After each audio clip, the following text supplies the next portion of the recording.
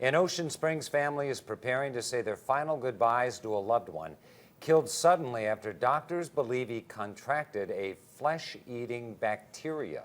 As you can imagine, the family is terribly distraught, but Michelle Lady was able to talk to Nick DeVerney's sister today to learn more about his tragic death. Michelle?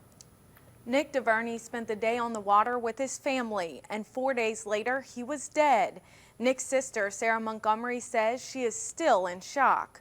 Sarah says Nick has suffered from back problems for a few years and wasn't feeling well Sunday after getting off the boat, but just thought it was his back. The next day, Monday, she says Nick began throwing up. Tuesday, he came down with a bad fever and was feeling dizzy. By Wednesday, Sarah says Nick began having chest pains and couldn't breathe, so his fiance rushed him to the hospital.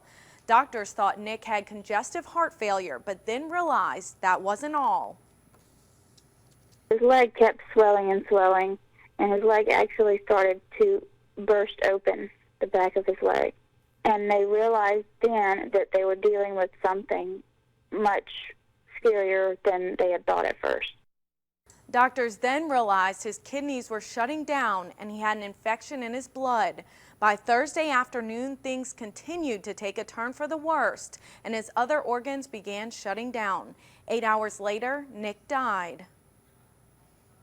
If you're going to go out there and be in the water, just make sure you don't have any cuts on you, especially if you're a weaker immune system like Nick had from being sick. You know, if you get cut out there, go in immediately. Don't let this go and hope for the best because, you know, within 4 days, my brother was dead. Sarah says Nick loved the water and grew up fishing, diving, and boating. She says Nick was very close with his family and had plans to tie the knot with his fiancee this fall. Tomorrow, WLOX news crews will be talking with an Ocean Springs doctor about the bacteria and what you need to know to stay safe in the Gulf.